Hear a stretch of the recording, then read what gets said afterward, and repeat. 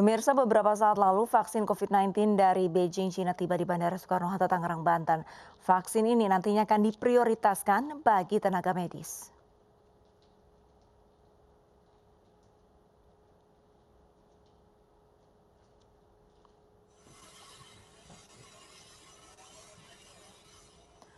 Sebanyak 1,2 juta dosis vaksin COVID-19 produksi Sinovac tiba di Bandara Soekarno-Hatta, Tangerang, Banten sekitar pukul 21.30 waktu Indonesia Barat.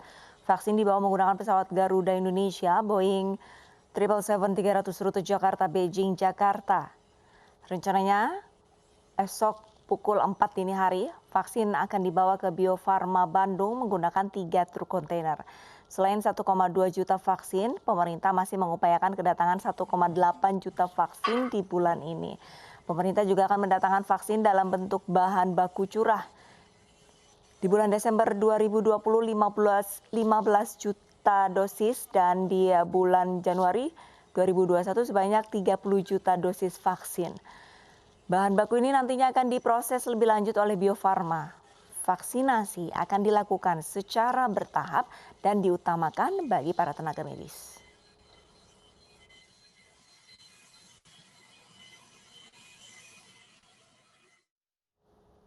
Tim Satgas Percepatan Penanganan COVID-19 di Kota Tasikmalaya, Jawa Barat membubarkan perlombaan burung kicau. Pembubaran dilakukan karena peserta lomba tidak mematuhi protokol kesehatan saat pandemi COVID-19.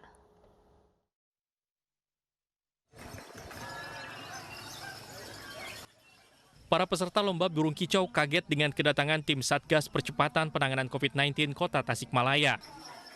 Tim Satgas langsung meminta panitia lomba menghentikan kegiatan karena para peserta berkerumun, tidak menjaga jarak dan banyak yang tidak mengenakan masker.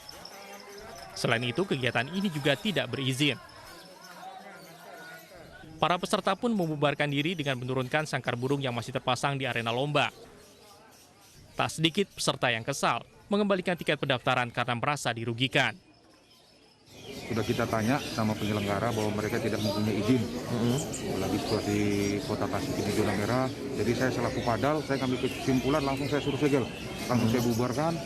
Tidak ada lagi kerumunan di khususnya di penyelenggara burung ini. Selain membubarkan kerumunan lomba burung kicau, petugas juga menyegel ruangan panitia selama 3 hari ke depan. Hal itu dilakukan petugas untuk memberikan efek jera kepada panitia. Dari Tasikmalaya, Jawa Barat, Asep Juharyono, iNews melaporkan. Pemirsa, tim pemburu COVID-19 DKI Jakarta membubarkan dan menutup sejumlah tempat hiburan malam yang beroperasi di tengah pandemi pada Minggu dini hari.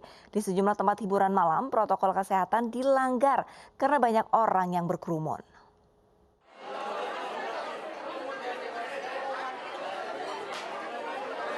Sejumlah tempat hiburan malam di DKI Jakarta dirazia tim Satuan Tugas Pemburu COVID-19.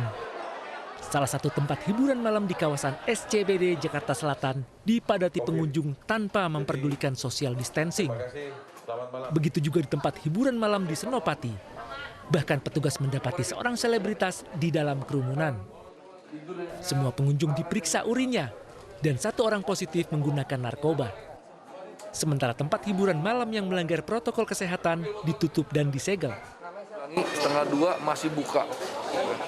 Udah melebihi jam daripada peraturan pemerintah daerah Provinsi Jakarta. Terus dia tidak sesuai dengan PSBB. Tempatnya kecil, manusianya melebihi kapasitas. Bahkan yang 50% pun juga dilanggar total. Tanda silang ini digunakan hanya untuk kalau ada pemeriksaan. Dan ini pun tidak tempel di kursi. Jadi adalah modus operandi dari pihak Odin. Tak hanya di Jakarta Selatan, tim juga memeriksa tempat hiburan malam di Jakarta Utara. Dari 4 tempat hiburan malam yang dirazia petugas, seluruh pengunjung diwajibkan mengikuti tes urin serta swab tes sebelum dibubarkan. Masyarakat diimbau untuk disiplin menerapkan protokol kesehatan selama pandemi belum usai. Di antaranya tidak berkerumun dan selalu memakai masker.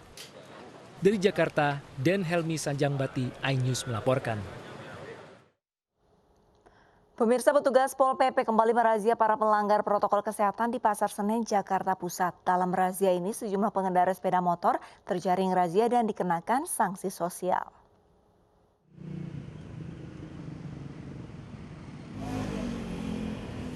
Petugas Satpol PP Minggu pagi kembali merazia warga yang melanggar protokol kesehatan di kawasan Senen, Jakarta Pusat.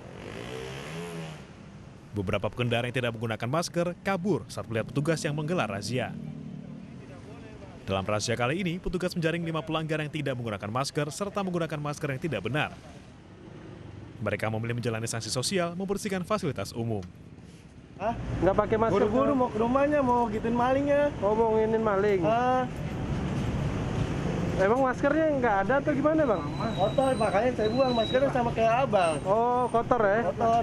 Kan itu buang ganti gitu, Bang. Oh gitu. Nah, yang kita jaring ada 5 pelanggar. Itu pelanggarnya apa, Pak? Pelanggar dia lupa nggak pakai masker aja. Bawa, tapi banyak kan lupa. Banyak yang lupa, Pak ya? Lupa masker. Terus tadi dikasih hukuman apa aja, Pak? Tadi ada kita tawarkan sanksi sosial untuk menyapu di fasilitas umum. Razia pelanggar protokol kesehatan terus dilakukan selama pemberlakuan PSBB transisi di Jakarta untuk mencegah penyebaran COVID-19. Dari Jakarta, tim liputan iNews melaporkan. Di tengah pandemi COVID-19, sektor pariwisata di Indonesia kondisinya ikut meredup. Berbagai cara dilakukan agar pariwisata kembali menggeliat. Salah satunya dengan event road trip yang diikuti 32 bikers dari Big Max Indonesia. Acara yang digagas Kemenparekraf dengan Mr. Aladin ini diharapkan mampu membangkitkan kembali sektor pariwisata Indonesia.